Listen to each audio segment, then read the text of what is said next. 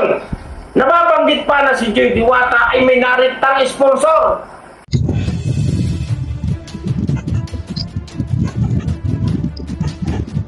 Ayan, muli, isang mapagpalang araw po sa ating lahat. At dito sa ating topic, ito, kay Kuya Andy. At bakit umuugong po yata ang balita na di umano ay may rumerektang sponsor di umano kay Joy. Ayan, mega love shoutout sa lahat ng mga Joy Natics dyan. Okay na ba kayo? Okay na ba tayo dyan? Yun. At relax lang po pag may mga counting issue, mas maganda ay pilitin natin maging kalmado. Dahil hindi naman din po makakatulong kung tayo ay agad-agad ay maghuhuramintado. Ano po, alalahanin po natin hindi lang po ngayon, bukas o sa isang araw ang ating pagsasama-sama. Kaya mas piliin po natin ang maging relax lang. Kung may mga ka-issuehan, kung may mga nagkakaroon man ng mga sama ng loob, ay hindi po solusyon na tayo ay agad-agad ay mag-post na kung ano-ano pa man. At dito po ang scouter ni Joy, si Kuya Andy, ay ating reaksyonan patungkol sa usapin na di umano daw ay may rumerekta. Sino bang nagpasabog niya? May rumerekta na sponsor kay Joy. Bagong lahat, pakiclick ng thumbs up at paalala ko lang, lagi po natin suportahan ang mga kalingap vloggers, siyempre, lalo na scouter ni Joy. Siyempre, mawawala ba naman ang kagalang-galang at kapitag-pitagan, founder ng Kalingap, Val Santos Matubang, at siyempre, Kalingap Rab.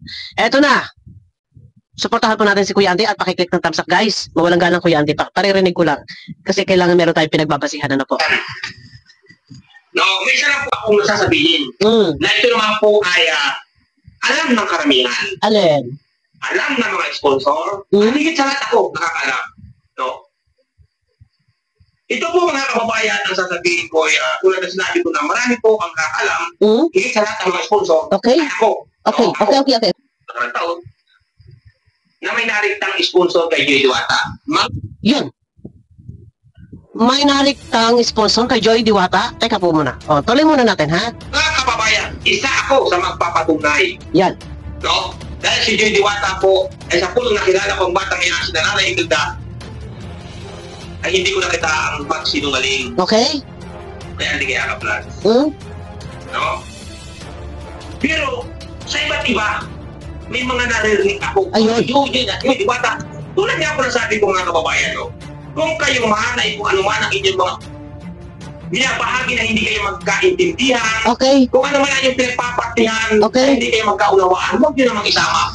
Lagi si Joy Diwata. Pinasisikat si Joy Diwata. Alam mo, ito ngayon sinasabi ko, no, negative or positive, yung ginagawa ng iba, malaking bagay yon sa isang sinusuportahan sa isang ang tawag ito. For example, yung mga lumalabas sa social media ay kabang-abang negative or positive, mas sumisikat. Pero, fake news naman ang mga ini-issue. Di umano, ang highlight topic natin dito ay may rumerekta raw na sponsor kay Joy Diwata. Noon pa man ay naririnig-rinig ko na yan. And katunayan ay before ay si Bobby TV nga ay meron parang kaunting nabitawang salita na malalaman nyo, totoo daw. Yun ay, ano ko lang, nababanggit ko lang. Eto na nga, live kahapon ni Kuya Andy, no? Wait. Sabi nga dito ay may rumerekta raw. Sino po ba ang nagsabi? Medyo mahaba, pero parinig natin. Diba? Po si Joseph Ocampo. Wait. Ulan man. Yan. Sino kaya ang Makati o mahabang dila ang nagpapakalat ng ganon? Teka, yan na. Ngayon, okay, nababanggit pa na si Joy Diwata ay may nariktang sponsor. Ilang pieces ko bang siya sabihin sa inyo? Yan. Ako nakakaalam. At alam yan ng mga mababait na sponsor. Ayun. Kung alam mo, syempre tayo naman nakamonitor at matalas ang pakiramdam natin, kung meron talagang nariktang sponsor, ay ako mismo ang pupuna. Kung may rumerektang magbigay ng pera diretso kay Nanay Imelda at kay Joy. Pero kung ito man ay ini-issue ng iba, ay hindi po tayo papayag. usaping Romerecta, bibigyan po natin ng linaw yan. Bibigyan po natin ng kasagutan yan. Ano po? At kasi kung hindi iyan matatapos, kung hindi ito lulutasin, bibigyan ng kapaliwanagan, ay walang katigil-tigil ang mga akusasyon. Konti pang parinig, no? Si Joy Diwata. At higit sa lahat, sa pulpa, may sponsor yan si Joy Diwata. Pero bakit laging babanggitin at sasabihin na si Joy Diwata ay minalitang sponsor? Yun. No? Yun ang tanong. Abay, kayo po ba may katibayan? Yan ang tanong. So stop ka muna. Yung mga gusto makapanood po ng kabuuan video, mangyaring puntahan po lamang kay Kuya Andy Kayakap. Yun. Eto, matagal na yan. Dati merong nagpasabog na yan, pero naudlot. Speaking of rekta,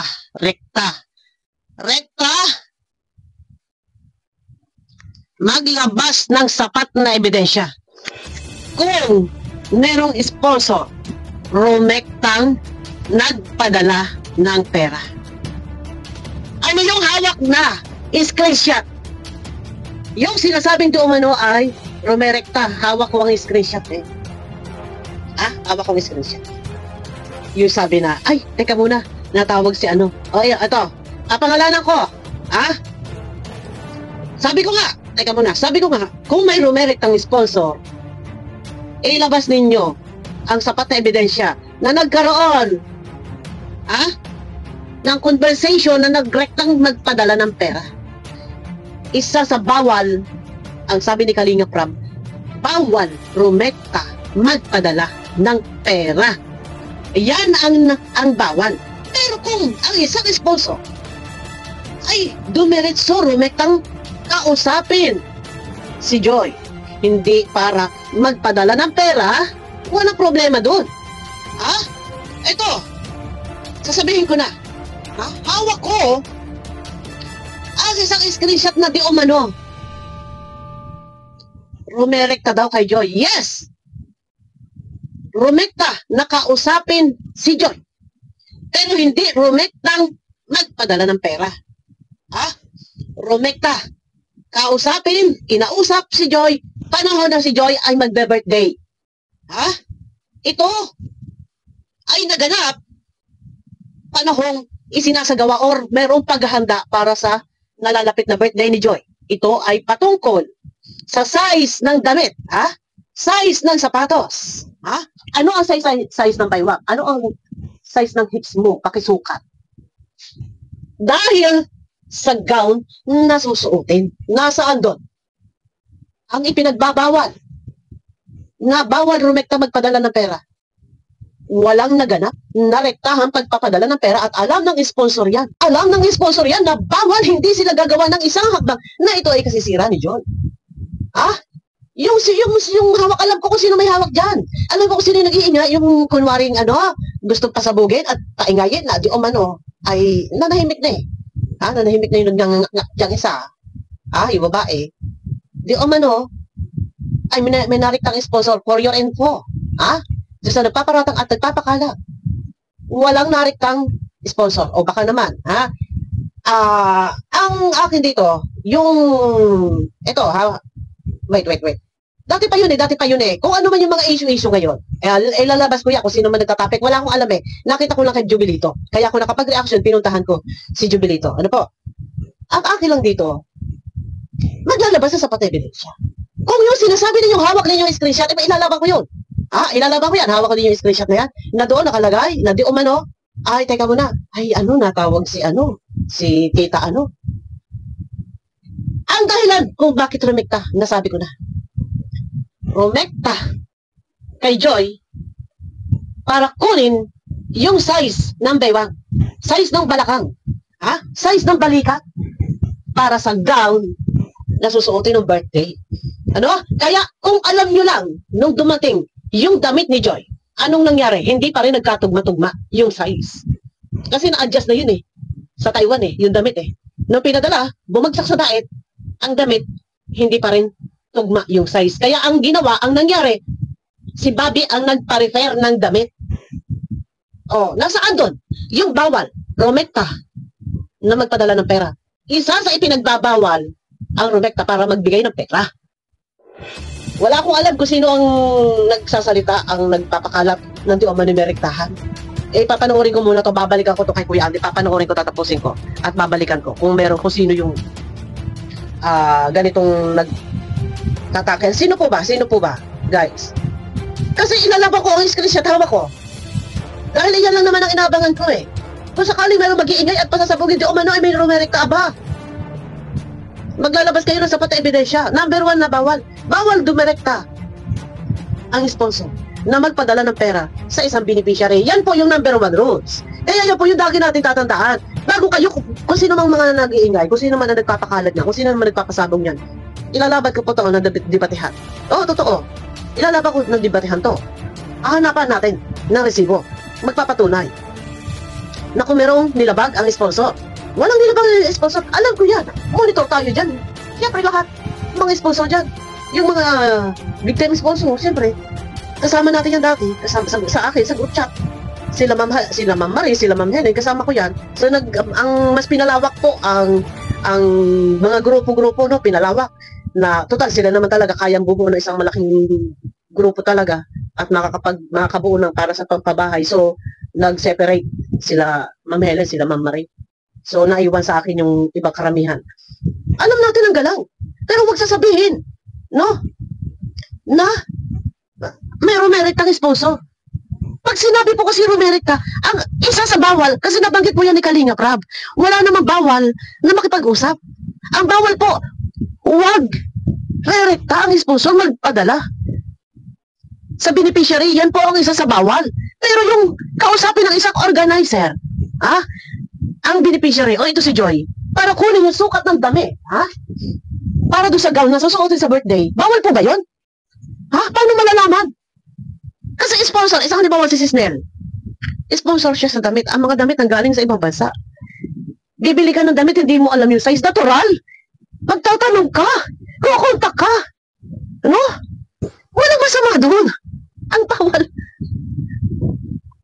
rumekta ka nang nagpadala ng pera. Yun ang bawal doon. Tsaka, alam ni Joy yan. Alam ni Joy yan. Before, pagka may tinatanong ako, Joy, ganito, ganon, ganyan, ganyan. Kasi hindi ko makontak si Kuya Andy. Baka pwedeng mabigyan mo ako ng iba pang pwedeng makontak sa messenger, yung anak. O si Ate Marilo, na lang pala, yung sabi ko, nga pala, ano account ni Ate Marilo Falcon? Bibigay. Kaya minsan, sabi ko, ay hindi, kasi kailangan, kasi sabi ko, magpapadala kami ng pera eh. Hindi naman kako pwede sa'yo. Kaya kailangan si Kuya Ate yung makausap ko, sabi, sagutin yun, ay, opo ate, bawal po talaga ate, bawal po. Pero dito yun na lang po, kontakin si Kuya Ate sa isang account na to. Sa anak niya po to. Ganun, siya, alam ko. Kaya pag kami, sabi ko mo kontak, maglalaban-laban tayo sa debate. Maglabas kayo ng sapat na ebidensya na merong kontakang naganap na rektang nagpadala ng pera. Ang pinagbabawal ng rekta, bawal magpadala ng pera. Maghihinay-hinay. Pero hindi ko alam kung sino po ang inaano dito. Nakita ko lang kanina. Nakita ko si Jubilito, may upload. Pinanood ko. So, ang topic doon, si Kuya Andy nga, rektang, may rekta daw kay Joy. Ay, teka muna, wala po nagaganap na rektahan. At saka, hindi, never yan gagawin ni Joy. Kasi si Joy, napaka-loyal niya. Si Joy pa. Ay, hindi po ganun. Hindi masisiraw si Joy sa pera. Pera, padadala ng sponsor. Ayaw ni Joy. Ayaw ni Joy yan. Kasi before naman talaga nakakausap. Ngayon na lang ako, hindi kami nakakausap ni Joy. Kasi kagaya nga nung birthday niya. Medyo ako ang kinukulit ni Joy noon. Ate, sabihin mo naman kay Kuya Andy, umattend. Ate, please. Kasi sabi ni Ate Marilo, ikaw na lang daw ako busy. Kaya nung time na yung birthday na yun, mangyak-ngyak kasi Joy. Kaya sabi ko, Andy, umattend ka na lang, umattend ka na. Pero ayun malilihis tayo. Ang akin lang dito, kung ang isang sponsor, rektang nakipag-usap, dahil ito'y ka-importantehan, no problem yun. Ang bawal, rekta, na magpadala ng pera. Kung sino man po, sabi ko nga tatapusin ko, kumuha lang ako ng konti kasi magagahol kasi tayo sa oras. Kung tatapusin ko pa yung isang oras ng live ni Kuya Andy, anong oras pa tayo makaka-upload dito? Kaya kinuha muna. Nandiyon pa lang ako sa sa pang 7, wala pa sa kalaghatian. Kinuha ko lang yung board ng ating topic na to. Ang akin lang, kung meron man na nagsasalita ng ganito, dapat, bago magsalita, alamin muna ano ba yung isang mahigpit na pinagbabawal. Pagbabasihan po natin yung mga rules. Yes, bawal rumikta. Okay?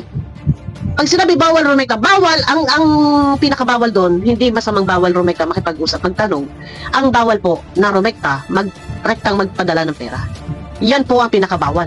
Romektang magpadala ng pera. Pero, kung ikaw ay isang organizer at kailangan mo makuha yung mga size ng damit, walang masama na Romekta ka doon. Kunin mo, pakisukat ng size ng balakang, ng size ng balikat. Oh. Di ba? Dumating pa nga yung gown. Hindi pa nga nagkaige-ige. Dinala pa sa sastre para i-refer-refer. Magdagdag bawas. Yun ang sinasabi ko. Minsan bago tayo magsasalita, hindi kayo po pwedeng babase lang doon na porque ang narinig lang ninyo, ang nabasa lang ninyo doon sa conversation, oy, tumatawag si tita tumatawag. So, ibig sabihin, tumatawag kay Joy, ibig sabihin may contact. Ano? Anong masama? Meron ba kayong sapat na ebidensya na nagpadala ng pera? Tinanggap ni Joy? Huwag tayo na bumabase sa wala kakwenta-kwentang screenshot. Ano? Porket may nabasa na kayo, may hawak kayo yung screenshot na tumatawag si ganito, tumatawag si ganon, tumatawag si ganyan, kung sino pa man. Ano ba yan? Hindi po pwede, ganun lang ang gagawin natin. Gagamitin natin, minsan yung natin, yung kaisipan natin, tatapusin ko muna yung video guys, para alam ko kung ano ba nangyayari dito. Pwede tayo, pag ultimatum na, alam niyo na talaga, may sapat na ebidensya, saka tayo magsasalita ng ganun. Na meron ka, na nagpadala ng pera. Pero kung Romekta lang kinuha yung mga size ng damit, liliwanagin ninyo. Kung sino man yung nagpapakalat nito, liliwanagin. Liliwanagin nyo, Romekta ba na nagpadala ng pera? Yung kung sino man nagpapakalat yan, Romekta na nagpadala ng pera. Yun ba? Nasaan? Sige, reviewin natin. Sasagutin ko kung sino nagpapakalat nito. Sasagutin ko. Kung maglabas sa sapat na ebidensya, pag sinasabi Romekta, ibig sabihin, ini-issue ninyo. May masabi lang, issue. Pero wala kayong sapat na resibo. Hindi bawal makipag-usap mga musta or kumuha ng mga sukat size ng mga baywang balakang at ng mga balikat. Magsukat ng ganito. Masama ba? Kasi pag narinig lang na ganito, ganyan, ganun, siya. Ako, ha? May nagpapasa raw ng screenshot. Teka, isa-separate natin yan. Hindi ko muna pasabagin yan, ha? Playing safe, takot bumanat. Yung iba, yung nandun sa kabila. Ang ginagawa, ang screenshot, pinapasa ko kani-kanino. Malilintikan ka sa akin. Kung ikaw takot kang magsalita at gumagamit ka ng ibang tao para iyon ang magsalita, malilintikan ka. Ito, ha, inuulit ko, bago tayo magtapos sa video na to. Pagka meron nag-iingay at sinasabing ganito ganon, sinasabi ganyan-ganyan, at may Romekta, liliwanagin ninyo. Hindi yung nakita lang ninyo, ay tumatawag si ganyan-ganyan. Masama ba, mga musta? Masama ba tumawag? Masama ba? Kontakin? Para kunin yung mga size? Yung kung anong statistic mo? Bawal? Ha? Ang bawal? Romekta ang nagpadala ng pera. Abangan nyo ako guys. Re-reviewin lang natin. Kung sino man nagsasabi nito, sasagutin. Pwede kayo mag-comment kung sino po ang nagsasabi nito. Na nagpapalaganap ng ganito. Ako may alam may alam ako eh. Nagpapakalat tayo screenshot eh. Mapupurungan ko sa akin. Sinasabi ko, sa katotohanan lang tayo. No? Kasi walang masama kung ako'y magagalit dito, walang masama kung maghuhuramentado dito. Kung kainis-inis, kung kagalit-galit naman talaga. Ayaw pang manahimik na lang. Hindi pa makamove on. Wag mo na. No? Abangan nyo ako guys sa aking next video. Pakiclick po ng thumbs up. Ayan. Pakiclick ng thumbs up guys. Salamat.